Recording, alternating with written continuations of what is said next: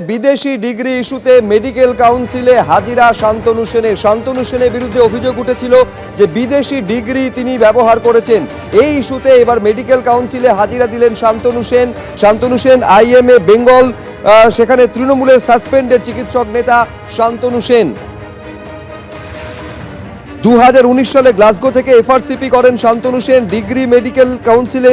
সেই degree medical কাউন্সিলে নথিভুক্ত না করিয়ে তিনি প্র্যাকটিস করে গেছেন বলে অভিযোগ। আরো বিস্তারিত সন্দীপ সরকার আমাদের প্রতিনিধি বলতে পারবেন। সন্দীপ, দেখুন, শান্তনু সেন 2019 সালে এফআরসিপি পাস করেন গ্লাসগো থেকে, এবং তার এই যে এই উচ্চশিক্ষা ডিগ্রি নিয়ম হচ্ছে যে কোনো চিকিৎসক যদি বিদেশ থেকে কোনো ডিগ্রি নিয়ে আসেন তাহলে সেটা সংশ্লিষ্ট তার নিজের দেশে যে মেডিকেল কাউন্সিল রয়েছে সেখানে নথিভুক্ত করতে হয়। এক্ষেত্রে অভিযোগ হচ্ছে যে শান্তনু সেন তিনি জাতীয় মেডিকেল কমিশন এনএমসি বা রাজ্য মেডিকেল কাউন্সিল সেখানে তার এই নতুন ডিগ্রি নথিভুক্ত করার নেই, এবং ডিগ্রি নথিভুক্ত না করিয়ে তিনি প্রাইভেট প্র্যাকটিস চালিয়ে গেছেন, এই হচ্ছে অভিযোগ।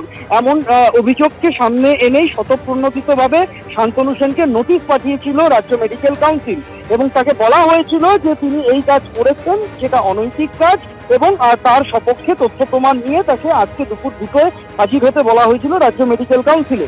আজকে শান্তনু সেন রাজ্য মেডিকেল কাউন্সিলে এসে তার এই মর্মে তার যা বক্তব্য সেই সমস্ত নথিপত্র আজ তিনি জমা দিয়েছেন। শান্তনু সেনের বক্তব্য যে তাকে সামাজিকভাবে হেনস্থা করার জন্য, হেয় করার জন্য এই কাজ করা হচ্ছে। যদিও রাজ্য মেডিকেল কাউন্সিলের বক্তব্য যে শান্তনু সেন তিনি যে 2019 সালে এই ডিগ্রি পেয়েছেন, তারপরে তিনি 2019 থেকে 2025-এর মধ্যে এই 6 বছরে সেই ডিগ্রি তিনি নথিভুক্ত না রাজ্য মেডিকেল কাউন্সিলে করিয়েছেন, না তিনি জাতীয় মেডিকেল কমিশনে করেছেন।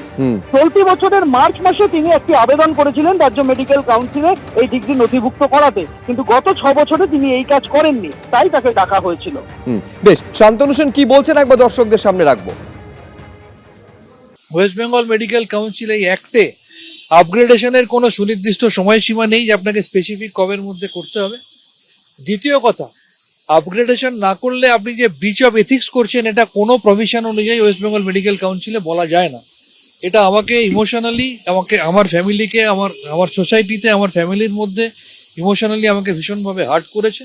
আমি কিন্তু গ্লাসগো ইউনিভার্সিটিতে অতি সম্প্রতি আবার তাদের যে রিকুইজিট ফিস দিয়ে, সেই রিকুইজিট ফিস দিয়ে আমি আমার সার্টিফিকেটটাকে রিনিউ পর্যন্ত করেছি। আমি আমার ওয়েস্ট বেঙ্গল মেডিকেল কাউন্সিলে আপগ্রেড করার জন্য বারবার দরখাস্ত দিয়েছি, টাকা জমা দিয়েছি, আরটিআই করেছি, কিন্তু এখনো অবধি তারা সেটা করেনি। এবং আজকে আমাকে যা যা প্রশ্ন করা হয়েছে, আমি তথ্য সমেত, আমাকে প্রশ্ন করা হয়েছিল কি তার সমস্ত তথ্য সমেত আমি with all documents, with all evidence আমি দিয়ে এসেছি।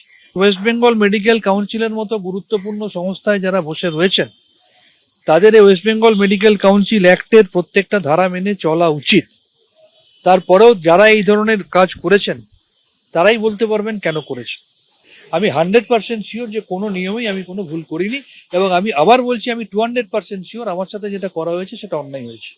ও যেটা ডিগ্রি দেখাচ্ছে সেটা এখানে এন্ট্রি করা নেই আর কি, এবং এন্ট্রিটা যে কোনো বিদেশি ডিগ্রি এন্ট্রি করতে হয়, এনএমসিতে এন্ট্রি করতে হয়। হ্যাঁ, সেটা বোধহয় করেনি। এনএমসিতে আমরা জিজ্ঞেস করেছিলাম, ওটা ভেরিফিকেশন করবে আর কি। যে কোনো বিদেশি ডিগ্রি নিয়ে যদি প্র্যাকটিস করতে গেলে সেটা ন্যাশনাল মেডিকেল কমিশনের রেজিস্টারে সেটাকে এন্ট্রি করতে হয়। এনএমসিকে জানানো না, এনএমসিতে রেজিস্ট্রেশন করতে হবে। রেজিস্ট্রেশন করলে এনএমসি অটোমেটিক্যালি আমাদেরকে জানিয়ে দেবে। ভিন্ডিক্টিভ কিছু না, এটা নিয়মই।